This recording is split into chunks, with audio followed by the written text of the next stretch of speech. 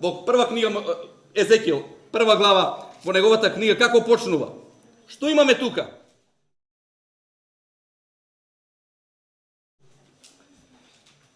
Година 30, месец 4, 5 ден, временска рамка. Кога бев меѓу робието на реката Хевара, ми се отвори небото и ја видов што? Визијата Божија. Драги мои, Божиот народ се наоѓа во едни тешки околности. Тој е роб во Вавилон.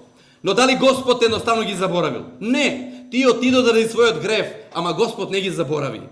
Тие мислеа дека Вавилон ги има конците во своите раце.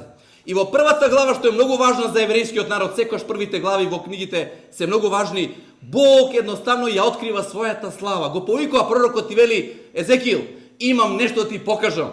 Што му покажува во прва глава Бог на пророкот Езекил?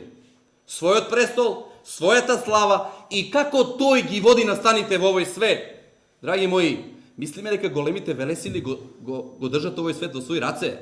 Мислите дека банкарите од овој свет го држат овој живот во своји раце? Не, Бог го има последниот збор. Бог секојаш го има последниот збор.